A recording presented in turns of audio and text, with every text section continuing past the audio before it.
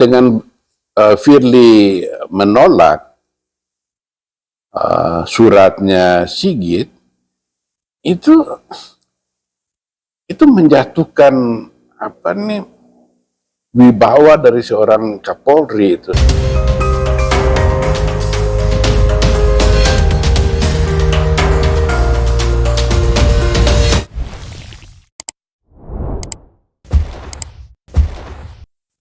Assalamualaikum. Waalaikumsalam. Ahlan wa sahlan wa marhaban. Masya Allah. Syahrul Mubarak. Masih di Ramadan ini kita jumpa lagi dengan Habib Smith Al-Haddad, pakar politik Timur Tengah internasional. Tiap hari tulisan beliau muncul sebagai pencerahan politik. Kita bisa baca semua isinya itu tidak ada hujatan di situ. Semuanya isi pencerahan kepada publik bahwa Indonesia ini masih banyak butuh belajar. Jadi ikuti terus Channel, kita akan kupas tuntas tentang isu-isu terkini yang lagi hangat-hangatnya. Betul. Ini kita anggap sebagai satu ibadah. Karena dalam Islam itu tidak ada pemisahan seperti agama lain, masalah rohani atau masalah ubudiyah dengan masalah muamalah. Masalah muamalah itu atau hablum minan nas, hubungan antar manusia, itu diantaranya adalah masalah-masalah politik. Ada anjuran untuk bermusyawarah apabila para pemimpin menemukan masalah yang menimbulkan perselisihan di antara mereka gitu. Nah, jadi politik ini yang apabila kita jalankan dengan benar, ini adalah ibadah. Gitu. Kalau dengan benar, ya kita harus melakukan dengan tapi benar. Kita melihat kenyataan selama ini kan ketua umum partai itu berlaku semena-mena. Jadi seakan-akan negeri ini milik-milik mereka gitu loh. Itu yang kita kadang-kadang terasa sekali ya. Jadi yang menentukan hampir semua gitu loh. Nah, jadi saya berpikir kenapa sih tidak berpikir sebagai negarawan? Tujuannya didirikan partai itu kan untuk meneruskan berbangsa bertanah air kan. Iya. Saya juga sebagai pendiri PAN, Partai Amanat Nasional 1998, kita mendirikan dari nol. Kita deklarasi sampai ke seluruh provinsi. Itu berjalan dari mulai kita didirikan partai itu untuk nawa itu yang lurus. Tapi akhir-akhir ini kita lihat kecenderungan itu katanya partai amanat. Tapi kenapa kok yang kita lihat ya, selalu tidak berpihak kepada umat gitu loh. Iya, betul. Ya itulah. Karena masalahnya ada dua. Yang pertama itu pemimpinnya itu punya interes di luar dari interesnya partai gitu. Nah, yang kedua dia melihat politik sebagai alat untuk mendapatkan materi gitu. Ada pengusaha yang sudah kaya, kemudian dia berpindah ke politik dengan kekayaannya dia gitu. Dia membayar dia punya duit, dia bikin partai, dia biayai ini. Nah, ada orang yang miskin, tapi dia berpolitik. Tujuannya politik ini akan mengantarkan dia kepada kekayaan itu. Nah, ini banyak sekali terjadi di Indonesia sehingga kita lihat banyak itu calon-calon, ada mulai dari calon lurah sampai calon gubernur itu yang jadi gila karena dia berutang pada orang untuk membiayai pencalonannya dia. Nah, kenapa dia bisa berutang sementara dia nggak punya uang untuk itu? Karena dia sudah berpikir bahwa politik ini adalah jalan untuk mendapatkan duit. Sehingga dia ikut bertarung untuk memperkaya diri dan mengembalikan utang yang dia buat itu. Akhirnya korupsi ini tidak bisa diselesaikan sampai sekarang ini. Menjadi apa? Menjadi penyakit di dalam bangsa ini sendiri. Itu kita lihat misalnya itu. Sudah menjadi budaya, semacam budaya gitu. Oh, kalau membudaya memang sudah sangat membudaya itu. Itu pernah ditulis oleh Profesor Hussein Alatas dari Singapura itu Hussein Alatas itu salah satu pemikir kelas dunia itu. Dia menulis buku yang bikin heboh di Indonesia karena dia menyatakan bahwa korupsi itu sudah membudaya di negeri ini, dan itu benar Dan tidak bisa dibantah. iya, karena kalau politik itu hanya terjadi di masa Soeharto, nah ketika rejim bertukar, mestinya korupsi juga ikut hilang karena memang Soeharto sangat permisif terhadap korupsi. Tapi faktanya pasca Soeharto itu ini korupsi ini betul-betul menakutkan dan mengerikan bagi perjalanan bangsa ini. Karena kalau seseorang ditangkap karena korupsi, itu orang menganggap dia sial aja gitu. Bukannya orang prihatin gitu, wah ini koruptor, tapi wah dia sial aja kenapa ketangkap. Ya, memang terlihat sih kalau lihat pakai baju oranye, bukan dia malah kelihatan mukanya susah, tapi malah berbangga-bangga dengan baju oranye kan gitu. Iya, terlihat sekali kan. Dia didatangi oleh teman-temannya yang punya ini itu, datang dan mengucapkan keprihatinan atas tertangkapnya dia ini. Jadi korupsi itu sebenarnya dalam tanda kutip dianjurkan gitu. Kalau orang punya jabatan dan kemudian dia tidak mendapatkan sesuatu, orang menganggap itu bodoh. Karena dia tidak memanfaatkan posisinya dia itu. Ya, kembali ke pemanfaatan KPK sebagai alat politik. Kan kita bisa melihat ke belakang, contoh seperti Novel Baswedan dan kawan-kawan. Dengan segala macam cara, mereka tersingkir dari KPK. Berjalan dengan waktu, muncul lagi ada 2 jenderal bahkan yang masih aktif, juga dikembalikan dengan alasan sudah kesepakatan 5 pimpinan KPK dan sebagainya.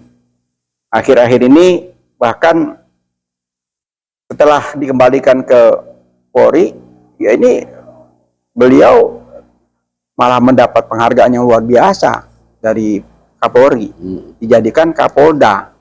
Kapolda itu ini kan jabatan yang sangat bergengsi kan, bukan jabatan seperti Kapolda lainnya kan, beda, sangat beda. Nah ini pukulan berat sebetulnya buat KPK sendiri, khususnya ketua KPK sekarang yang memecat ini, yang memberhentikan.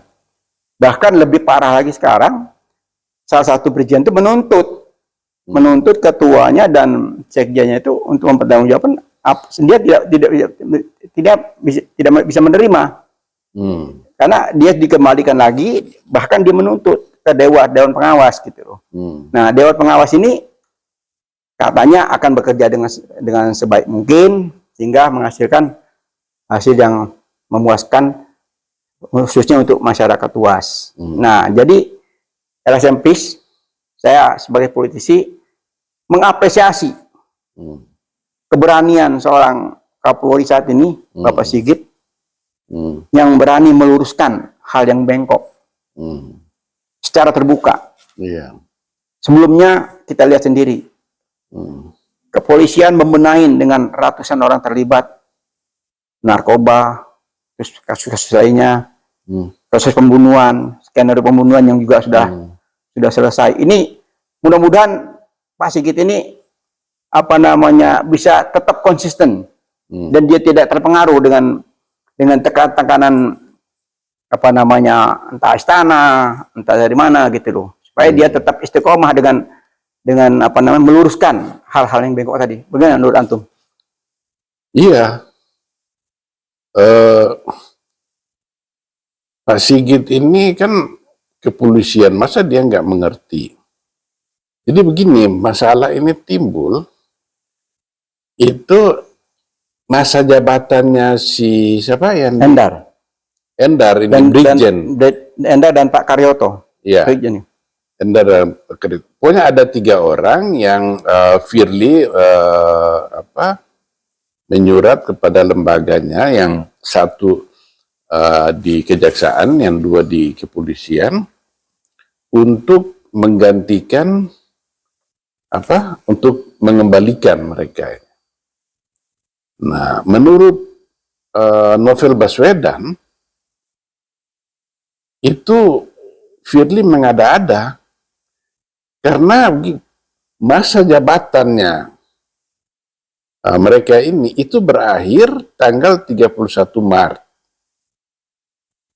Nah, sebelum tanggal 31 Maret, yaitu tanggal 29 Maret, itu Kapolri Sigit Lastio itu sudah menyurat ke KPK bahwa salah satu, yaitu Brigjen Endar itu diminta diperpanjang masa tugasnya di KPK. Di KPK. Ya.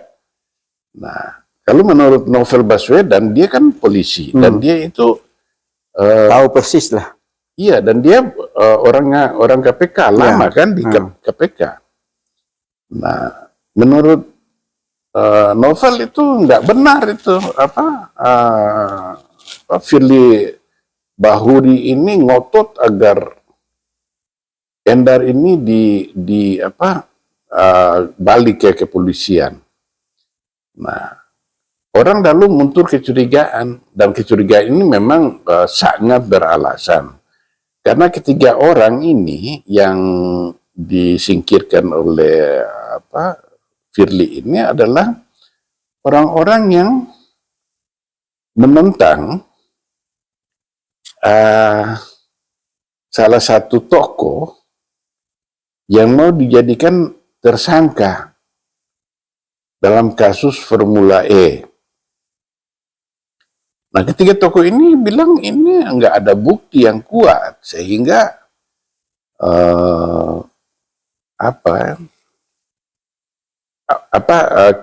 menjadikan dia tokoh itu sebagai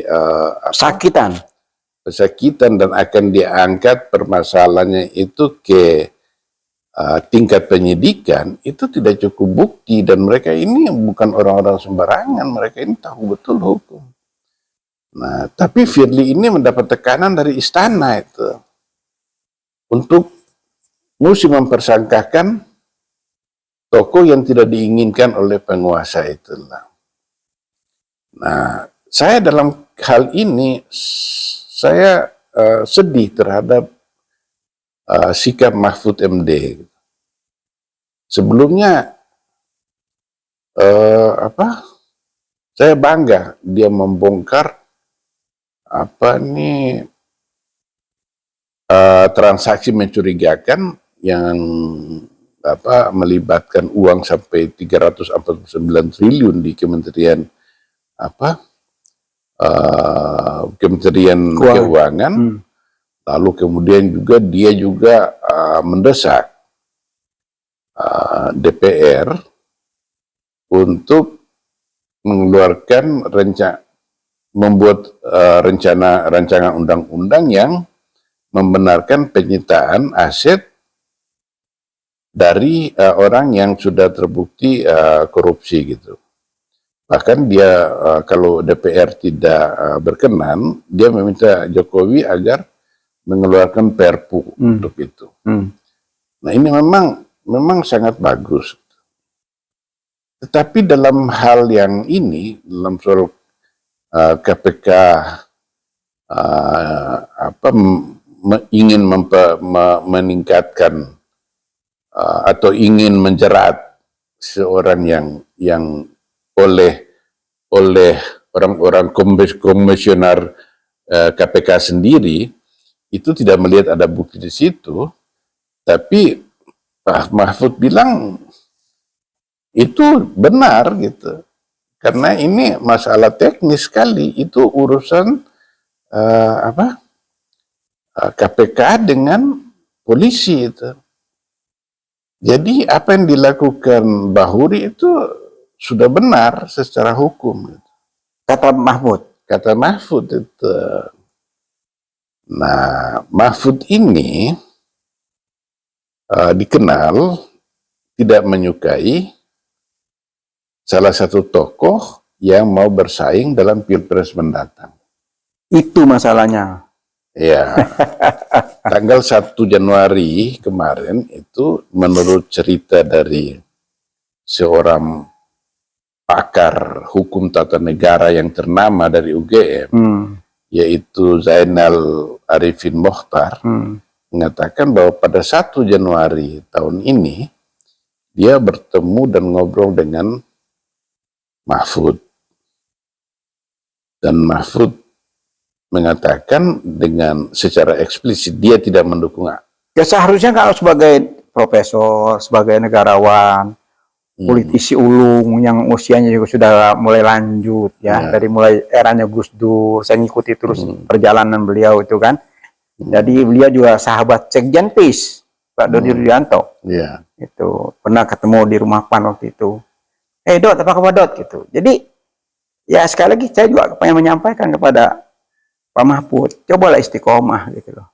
Istiqomah, kalau memang mau menegakkan hak, tegakkan gitu, jangan pilih kasih. Siapapun tidak boleh ada kepentingan lain kecuali membela yang hak, kan gitu kan. Nah, namanya kan sekarang sudah mencreng, sudah luar biasa, dapat sambutan sekian banyak profesor. Coba kita menghimbau dalam kesempatan ini. Beliau ikut cawe-cawe juga tentang KPK. Luruskan tuh KPK. Nah, ini sudah bukti nyata. Kapolri terang-terangan mengembalikan lagi. Ya, terus itu yang itu jadi Kapolda. Seharusnya seorang Mahfud, dia, wah, saya keliru selama ini. Tidak salahnya kalau dia merubah sikapnya. Kalau namanya manusia itu tidak bisa lepas dari kesalahan dan lupa kan. Nah, mungkin waktu itu dia lupa. Sekarang kenyataan ini jelas-jelas makin nyata seorang Kapolri mengembalikan ini, bahkan satu yang dia akan jadi Kapolda.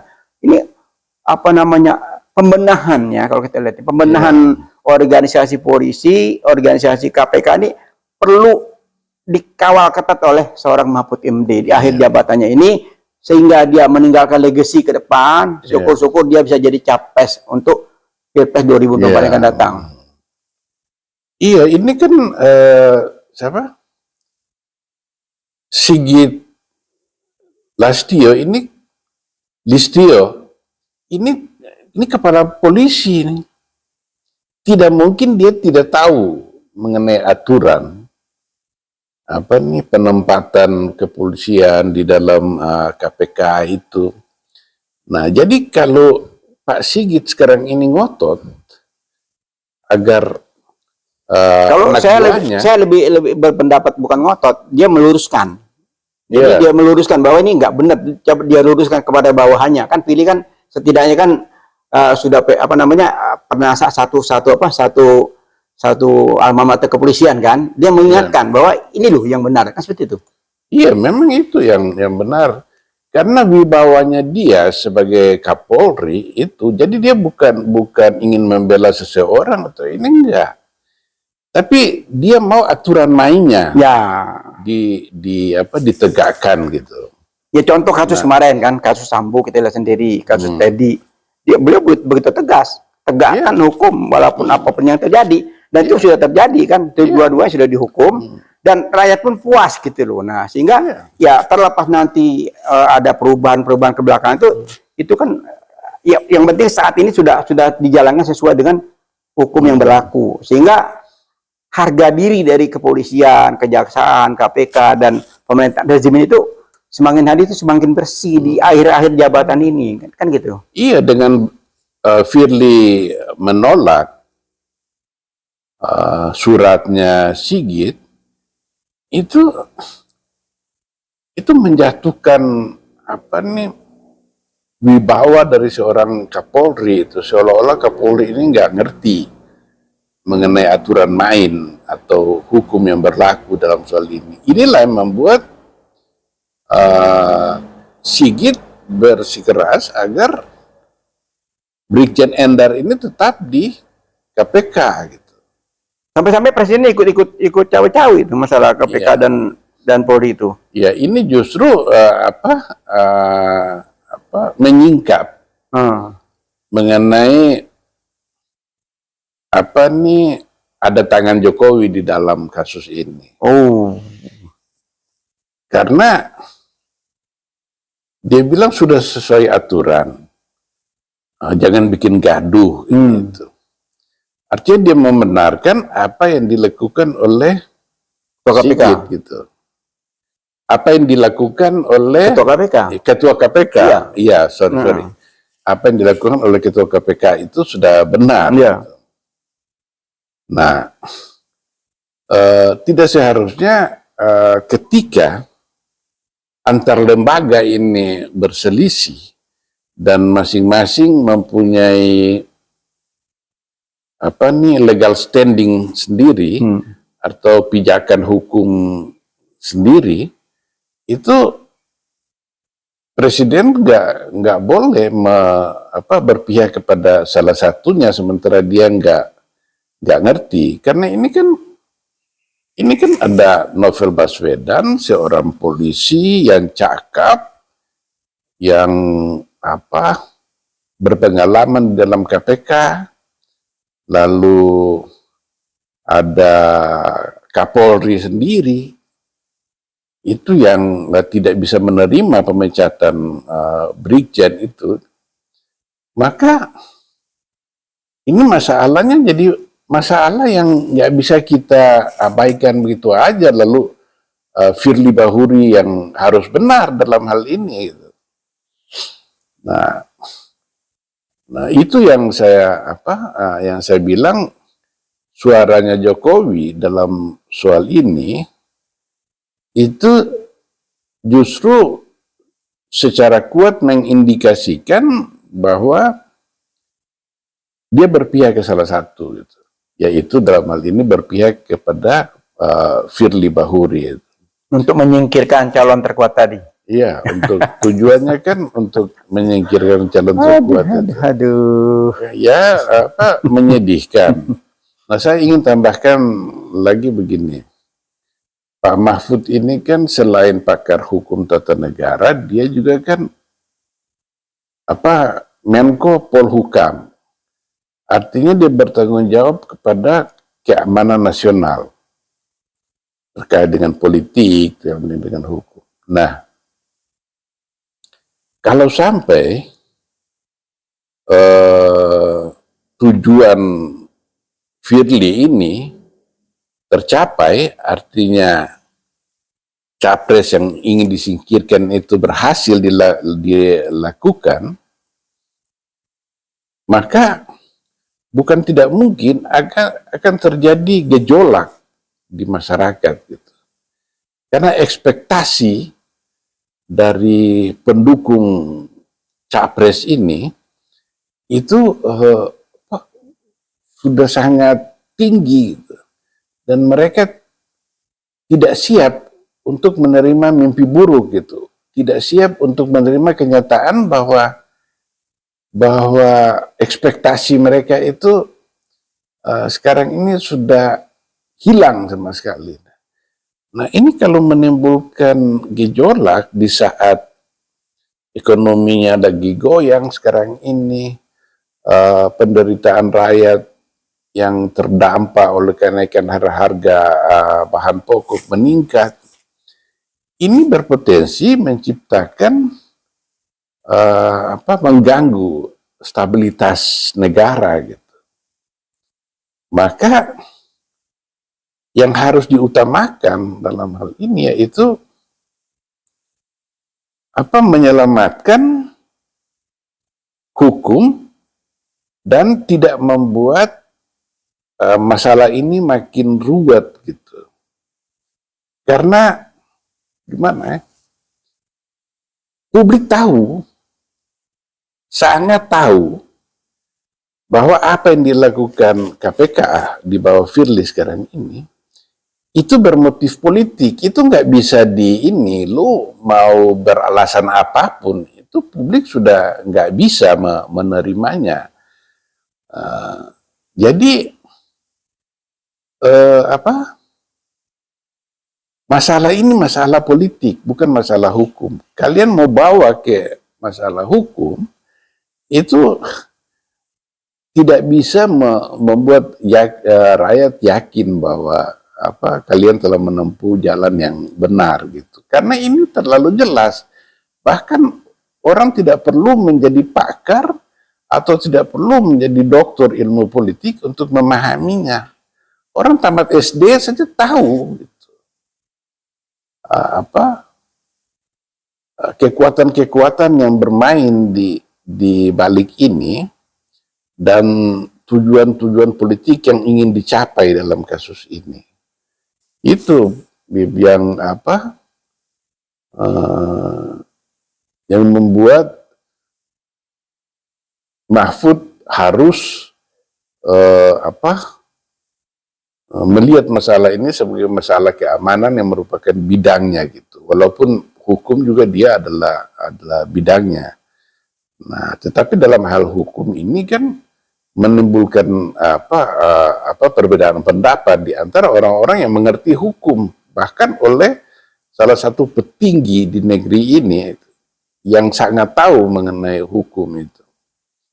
Nah, jadi dalam hal ini Mahfud sudah harus lebih memberi perhatian kepada dampak keamanan dalam kasus ini, bukan membuat masalah ini semakin ruwet. Gitu. Kelihatannya ada incident yang antum bilang kemarin, ada tekanan-tekanan bayangan agar ini tidak terus gitu loh. Seperti petinggi negeri mungkin semua orang udah sudah kenal ya.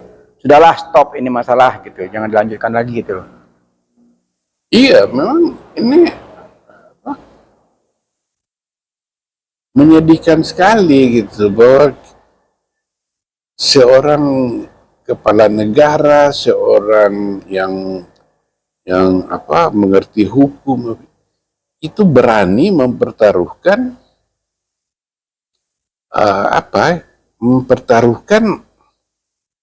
ketertiban sosial, penegakan hukum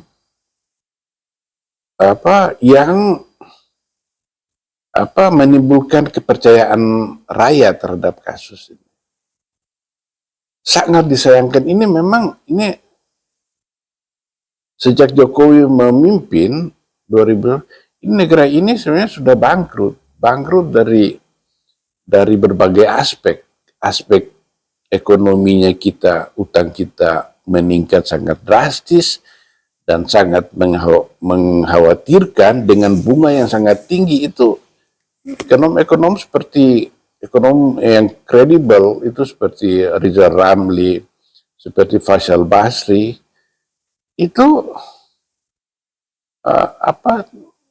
terus-menerus mengecam apa yang dilakukan oleh pemerintah kita terkait dengan utang, terkait dengan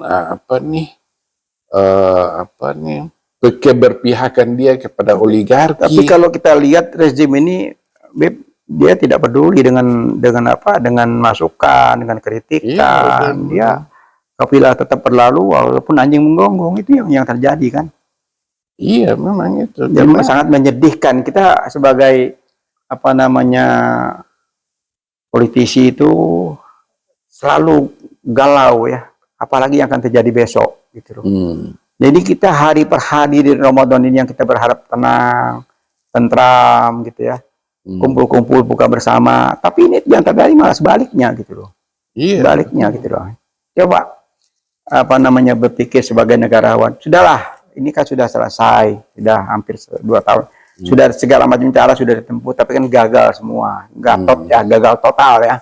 Segala mencari dicoba ini, perpanjang ini semuanya gagal satu persatu. Terakhir muncul lagi kasus-kasus Firly, ini pun saya anggap gagal juga karena yang bersangkutan sudah dikeluarkan bahkan dikembalikan lagi gitu loh. Nah, jadi sebaiknya tuh seyogyanya ya rezim ini berpikir kembali gitu loh. Mau kemana negeri ini? Mau dibawa kemana gitu loh. Oke, masalah calon banyak, silakan aja bersaing dengan secara sehat gitu loh. Tidak usah kita saling apa namanya, saling mencemooh satu calon lain dan lainnya gitu loh. Oh ini itu. Lebih baik kita oke, siapapun yang mau muncul, katakan Mbak Puan mau muncul, silakan, nggak apa-apa. Memang dia punya hak untuk muncul. Gitu loh. Nah, kembali lagi ke seperti Mahfud tadi kan, seperti yang kita bahas sebelumnya, Mahfud ini kan sudah mandi itu kan kepala basah, ya kan? Basah kita melihat untuk menegakkan kebenaran yang kita lihat ya satu sisi. Tapi sisi lainnya seperti tentang Firly tadi kita berbeda, berbanding terbalik dengan apa yang dilakukan sekarang gitu loh. Jadi kemana arahnya yang menurut antum nih? Iya, jadi Mahfud ini terpaksa harus memberi konsesi kepada Jokowi. Karena pembongkaran dia terhadap kasus di Kementerian Keuangan itu betul-betul menampar pemerintahan Jokowi. Karena itu kasusnya luar biasa besarnya. Itu kalau kita dolarkan, itu jumlahnya 23 miliar dolar. 23 miliar dolar itu bukan jumlah yang sedikit. Nah, Jokowi terpukul masalah itu. Nah, tapi kemudian terlihat bahwa Mahfud membuat kompromi-kompromi sedikit itu untuk tidak terlalu jauh atau telak menghantam Sri Mulyani dengan cara dia misalnya menyatakan bahwa yang 349 triliun itu bukan korupsi atau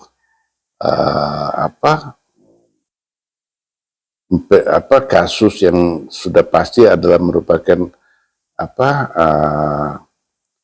pencucian uang gitu, dan Sri Mulyani dalam hal ini tidak diberi laporan oleh bawahannya. Nah, ini kan upaya melindungi dari Mahfud kepada Sri Mulyani yang seharusnya, apakah dia tahu, tidak bisa kita mengatakan bahwa Sri Mulyani tidak tahu atau dia dikelabui. Dia itu Menteri Keuangan yang istilahnya menguasai pundi-pundi negara gitu.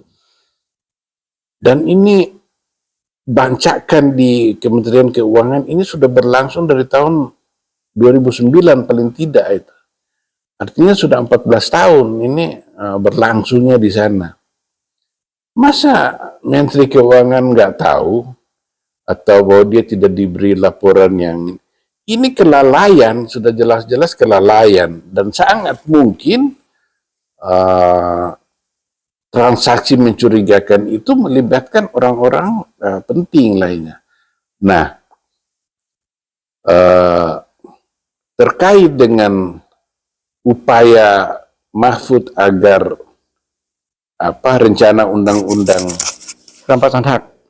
perampasan aset ini, itu kan ada mendapat penolakan dari anggota komisi komisi 3 DPR itu, diantaranya dari Bambang Wuryanto atau Bambang Pacul itu. Dia kan dari fraksi PDIP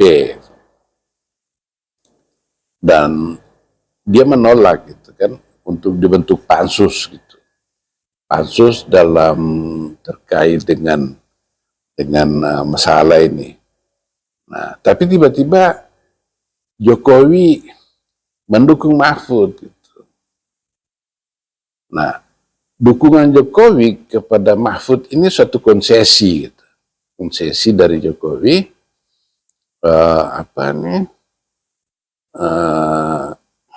untuk memberikan konsesi, artinya memberi jalan kepada Mahfud untuk meneruskan upayanya dia. Dan konsesi ini juga menguntungkan Jokowi, karena pasti dia akan mendapat respect dari publik, karena dia menunjukkan konsistensinya dia untuk memberantas korupsi. Ya. Dengan dia mendukung ini, karena masalah Kementerian Keuangan ini kan sudah sangat memukul dia, dan dia sulit untuk tidak bertanggung jawab atau memasang jarak dengan masalah itu, karena dia adalah presiden, dan presiden ini kan mendapat laporan dari Badan Intelijen ini, dari Menteri Keuangan, sehingga dia mesti tahu gitu. Alasan saya nggak tahu itu nggak bisa diterima. Itu bukan presiden yang harus seperti itu. Nah, dengan dia mendukung rencana undang-undang perampasan aset ini, itu paling tidak memulihkan gitu kepercayaan. Dia berharap gitu mendapat pemulihan dari masyarakat bahwa dia ini konsisten mendukung pemberantasan korupsi, termasuk dalam hal ini dia mendukung KPK dalam upaya menjadikan seorang capres untuk menjadi tersangka dalam kasus ini. Nah, tapi dengan imbalan Mahfud membenarkan gitu tindakan Firly Bahuri untuk melakukan apa yang menjadi pesanan dari istana terkait bakal capres yang... Jadi bargaining position di situ? Bargaining positionnya ada di situ? Iya, di situ. Jadi karena Jokowi sudah bikin konsesi, ya lu harus ganti dong, harus bayar gitu. Jadi kasihan ya bangsa ini ya. Oh iya. Jadi kasat mata hal-hal yang seperti ini, jadi bagian session tukar-tukar sandra, begini, atau begini, nanti begini. Jadi lucu ya. Lucu. Betul. Lucu. Tapi mudah-mudahan kita doakan ya, kita doakan Presiden Jokowi ini di akhir jabatannya dia kembali ke jalan yang benar, karena ya namanya manusia kan tidak bisa lepas dari kesalahan. Tapi begitu banyak kritik, begitu banyak masukan, mudah-mudahan di Ramadan ini beliau menyadari itu, beliau sudahlah kita sesuai dengan konstitusi, kita kembali konstitusi lagi, pilpres ini berjalan dengan sesuai dengan rencana, dan cawi-cawi beliau tentang capres itu sudahilah gitu loh. Sudahilah, biar aja. Toh dia bukan ketua umum partai, ya kan? Dia sebagai kader PDI, wajarnya kalau memang beliau itu berterima kasih, tidak seperti yang bilang tadi anak durhaka, maling kondang, itu semestinya dia berbakti kepada Bu Mega kan, untuk mendukung siapapun calon yang didukung Bu Mega itu dia harus dukung. Tapi udah kita lupakan gitu.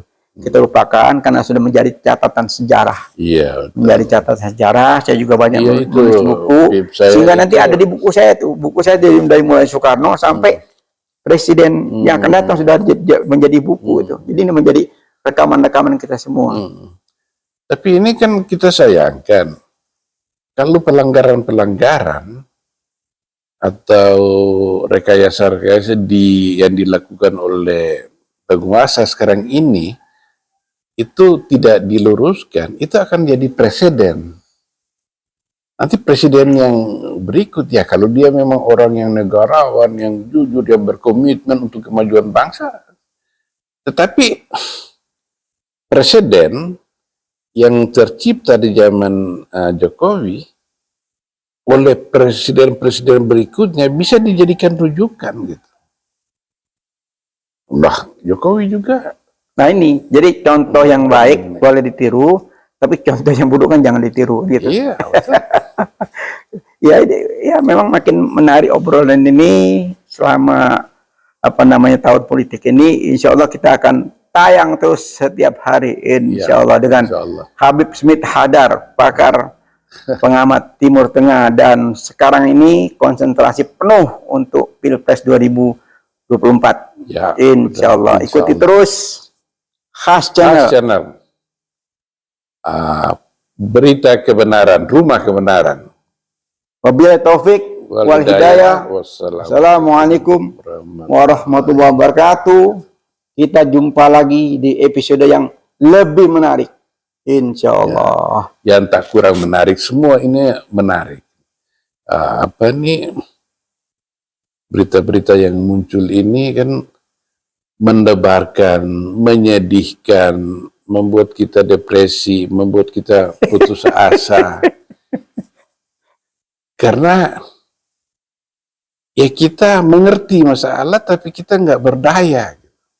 Enggak juga, kita masih berdaya.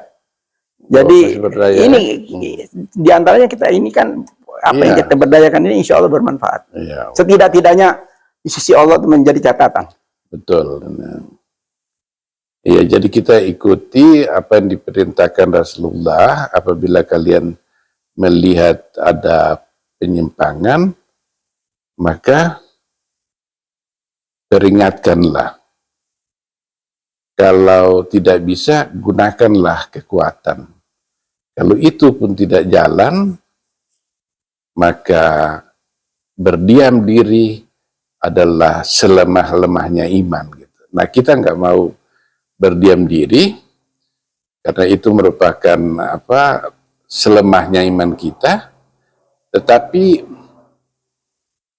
kita menjalankan apa yang salah satu seruannya, yaitu menyampaikan kebenaran kepada publik yang insya Allah berguna. Kami tidak berpretensi untuk mengklaim apa yang kami sampaikan ini paling benar, tetapi inilah ikhtiar kami yang bisa kami lakukan untuk publik negara ini, agar mudah-mudahan bisa memberi wawasan baru dan pencerahan, agar supaya politik yang sebenarnya menurut saya merupakan bagian dari iman kita atau bagian dari ibadah kita, kita jalankan tetapi dengan sikap yang lurus, sikap yang